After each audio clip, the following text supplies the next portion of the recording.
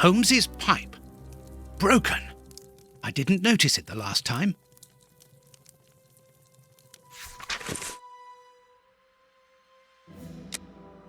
Today's newspaper. Mrs. Hudson must have left it early this morning. Baines's murder has made the front page. The news has spread quickly. The poor man shot at point-blank range. He had faith in Holmes right to the end, and it cost him his life. We think that we know the people around us, those who are close to us, who are part of our everyday lives, parents, colleagues, companions, friends. Then something unexpected happens, and it tears away the blinkers which we have chosen to wear. And it's at that precise moment that we finally see the true nature of those who always mattered the most to us. But in Holmes's case, what could have pushed the man, whom I have always considered as honest and loyal, to sink to such barbaric crimes and cold-blooded murder? I don't have the answer, but one thing is certain. Up until today, I had a friend. A noise, but it's coming from the flat, I'm sure.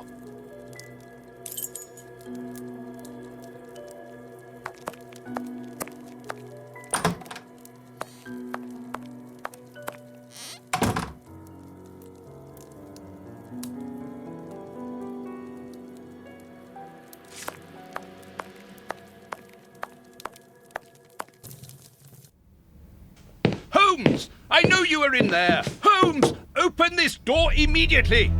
I think that I would rather not. Tell me the truth, Holmes! I need to know! You have no right to keep the truth from me! Tell me!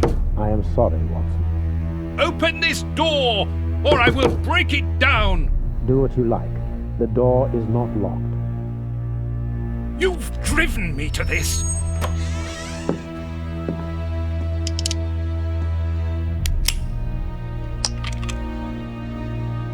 It's the police!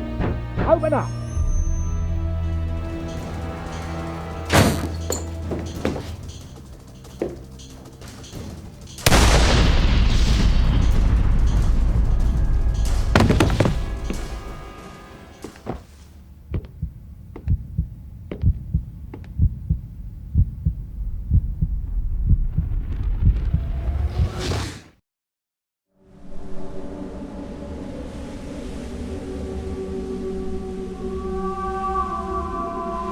Why did it have to come to this, Holmes? All those years of friendship and respect, of trust, everything that we went through together. And you deceived me all along, damn you. I wish that I had seen through all of your lies. But now, it is over. It is all over.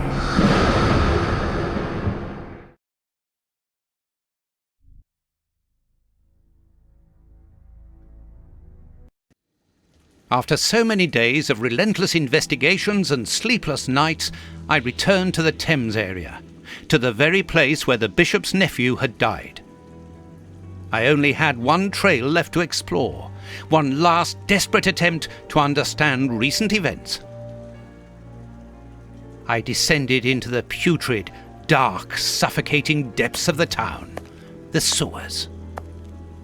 The fresh breeze from the Thames gave way to the stale, dank air of the dark tunnels. A shadow moving through an underground labyrinth, tormented, wandering through this humid, oppressive purgatory. What I might find mattered little. The most important thing was to keep moving.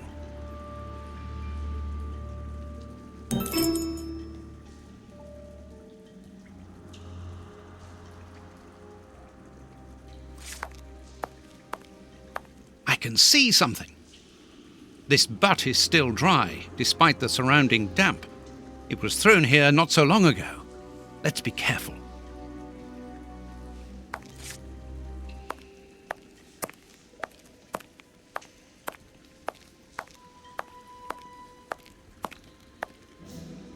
The bars are completely rusty. Oops, this bar has come away in my hands.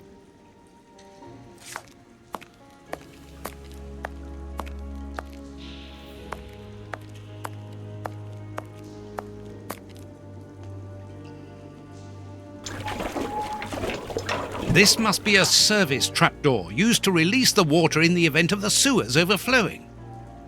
This must be an iron ring.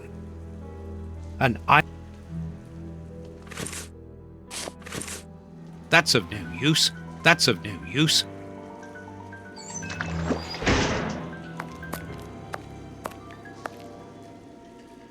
Wire.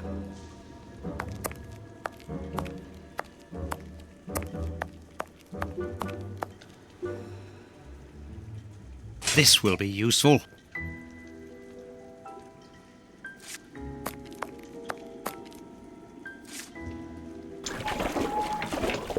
This must be... That's of no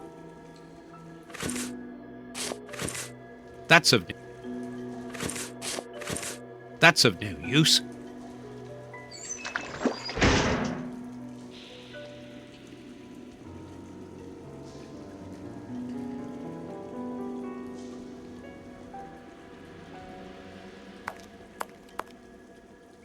A boat!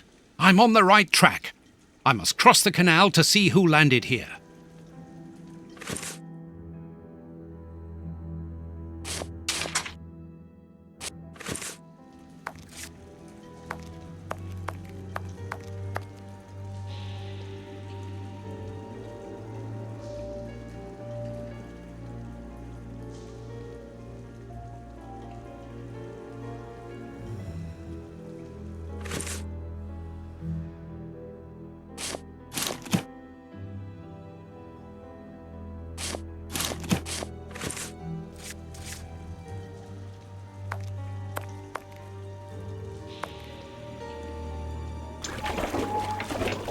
This must... The trapdoor is horizontal and solidly fixed.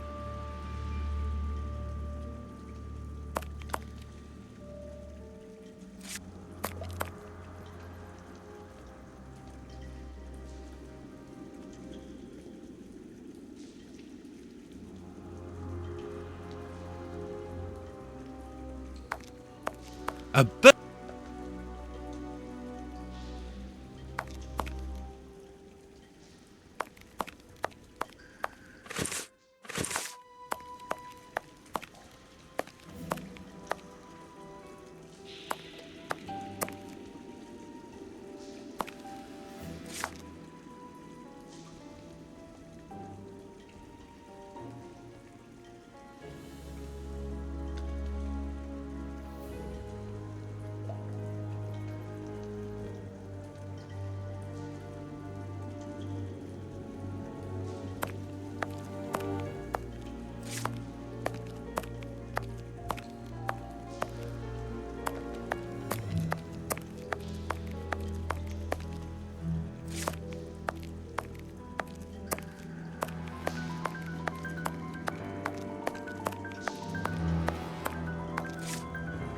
A piece of rope that floats. If it's long enough, then it might be useful. It's very heavy.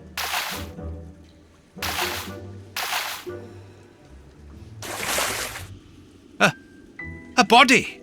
Oh, it was weighed down by the anchor. If I can retrieve the anchor, I can use it as a grappling hook. There.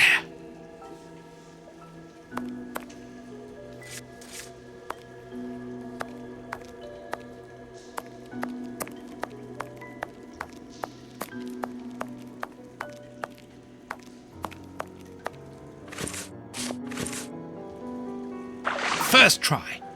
Now let's pull the boat back here. The boat is tied up on the other bank. It's impossible to pull it back to me. An old scarf with blood on it. This bit of iron seems new and looks like a piece from ordinary machinery.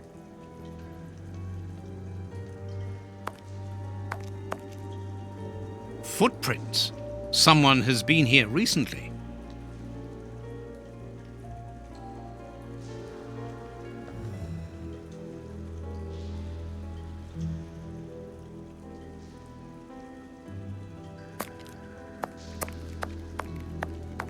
Footprints. Someone has been here recently.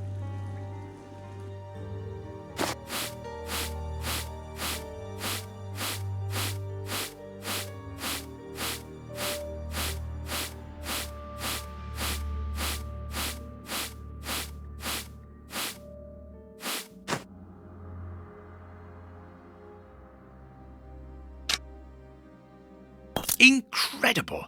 This grate is new and has a mechanical locking system.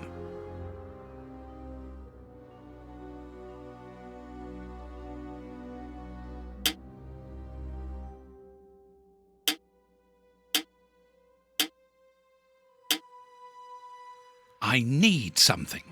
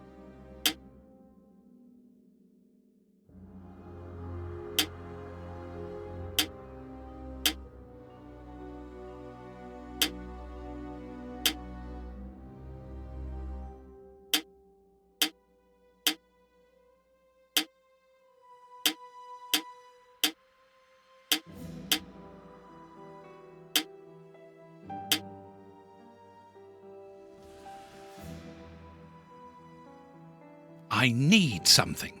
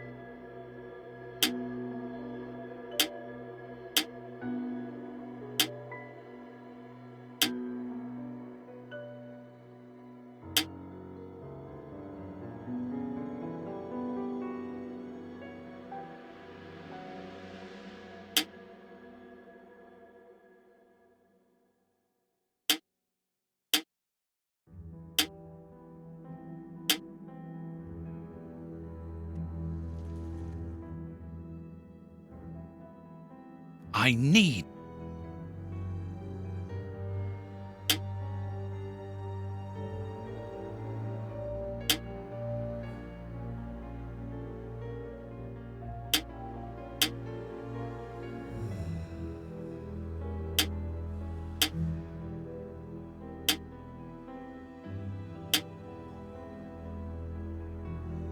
Open? Come on, John. Courage! And here's another. See how you like that? Oh, and how does this feel? Don't think you like that much. That'll teach him. Let's see if I can break.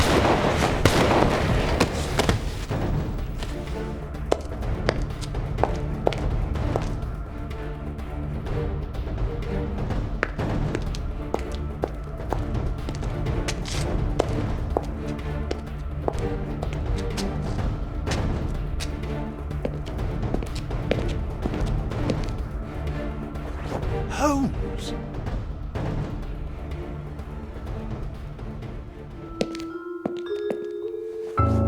I am so very glad to see you, Watson.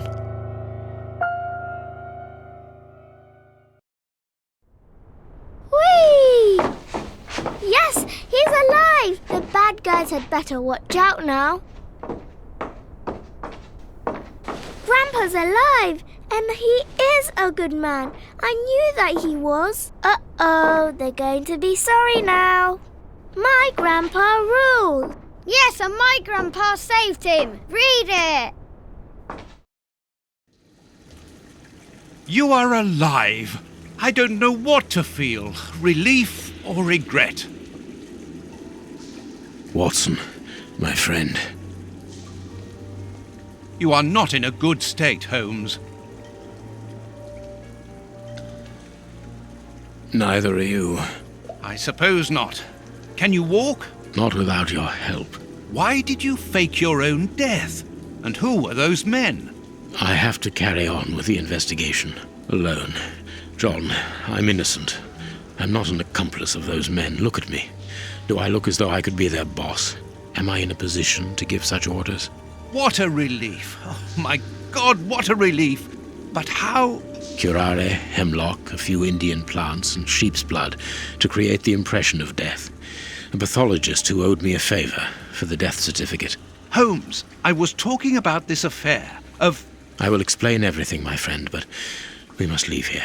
Yes, let's go back to Baker Street. I'll help you. Lean on me.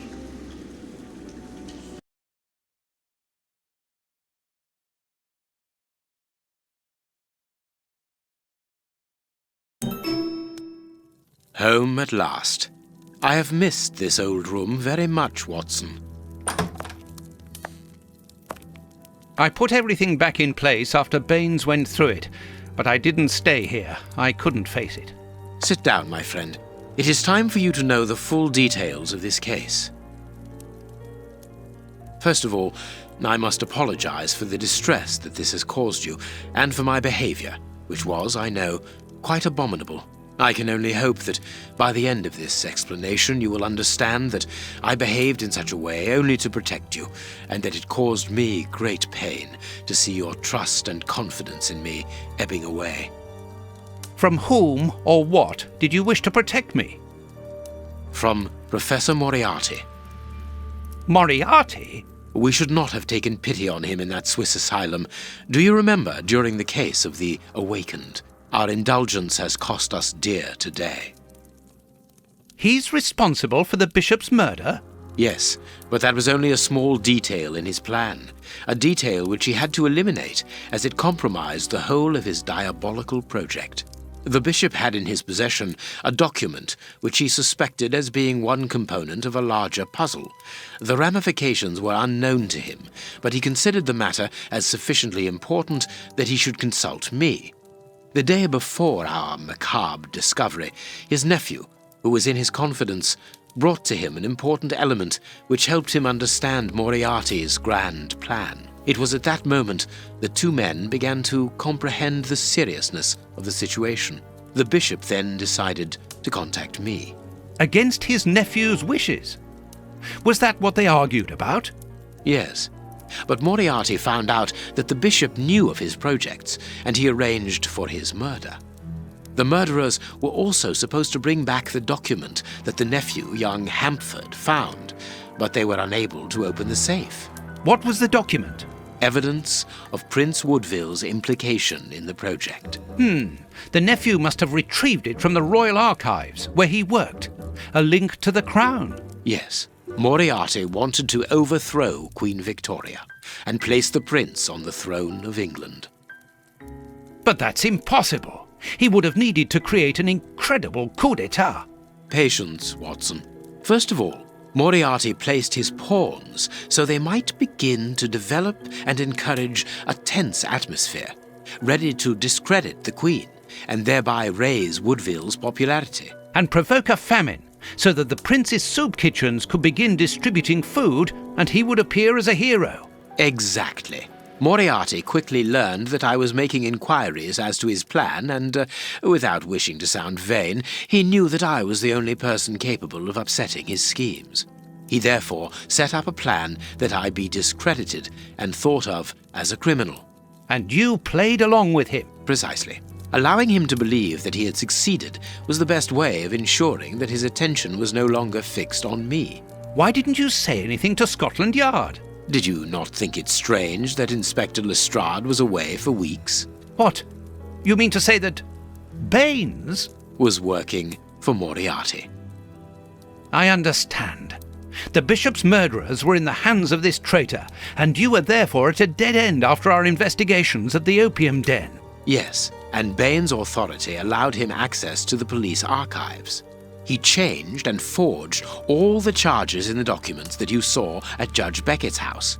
It was also he who substituted the Samoan necklace for a vulgar copy. So that was why the judge went to Farley's, to obtain Baines's false information. Precisely, but they each found themselves as instruments in Moriarty's strange orchestra. Judge Beckett received entire books full of charges against me, and a journalist such as Farley will not hold back when he gets the chance to make the front page of all the newspapers in England. With regard to Farley, it was a mere case of professional misconduct. And to think that I held you responsible for the explosion at the judge's house. What a relief! But why did Moriarty have him killed? He was on the point of discovering that all the documents supplied by Farley, and therefore by Baines, were false, exactly the opposite to what our enemy was anticipating. And where did the poison fit in all this? Unfortunately, I do not possess all the information on this subject. The first time that we saw the effects of this substance on the body of the bishop, the poison was evidently only at an experimental stage. It was much too potent to do anything with. Effectively. But in the second case, Kurtz, I didn't notice a great advance. However, there was one. The poison was no longer fatal. Yes, but the madness was still there. I should remind you that he attempted to devour his own dogs. Correct, Watson, but it was not the second case, as you supposed. Remember the number of other incidences of madness, either collective or individual, relayed in the press in the days prior to it. You mean to say? That Moriarty tested this dangerous mixture on a large number of guinea pigs, apparently with little success, as all those people are now dead. I say apparently, because I do not have the least idea as to the result Moriarty was hoping for. And that's where Hans comes in, isn't it? Moriarty needed him to devise the substance's final formula. And so you helped Hans to escape, so he might lead you to it. Yes, but things did not go as I had planned. The professor's men got their hands on him just after his escape. And you lost his trail. Yes, but I doubted that Moriarty would take Hans to his lair. To find him, I had only one trail, the bomb placed at the judge's house. The trail of the 3 Russian brothers. I found out about the mill by having the anarchists' trail followed by the children in my own secret police. Once again, their help was a determining factor.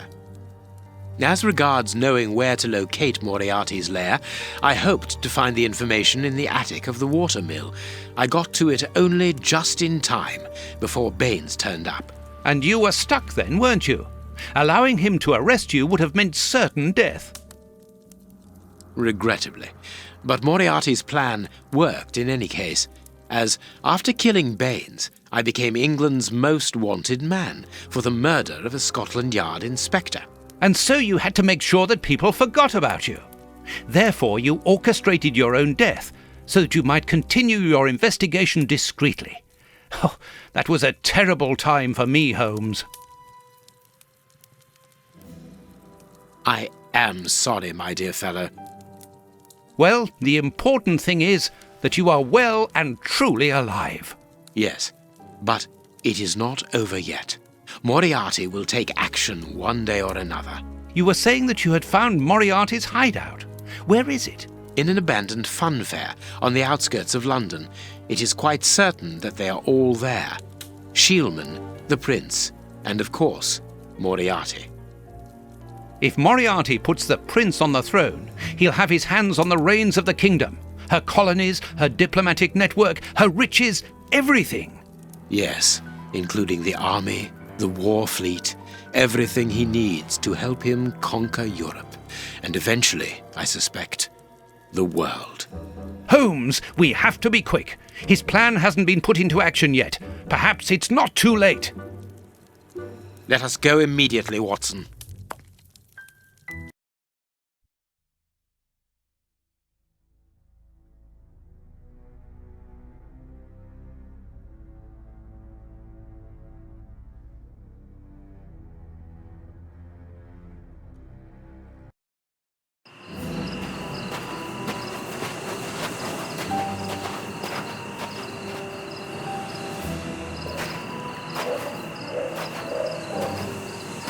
Do you really believe that Moriarty is in there behind that fence?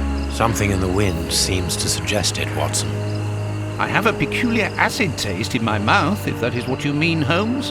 Well, yes. The air is tainted still with toxic fumes from the factory chimneys. I believe that I read about this place. The fun fair was abandoned after the factory was built so close by. It was said that even the ice cream tasted bitter. Aren't you curious about the warehouse down there? There seems to be some strange activity taking place inside. Strange and in keeping with Moriarty's activities. Let us go and see what they're up to.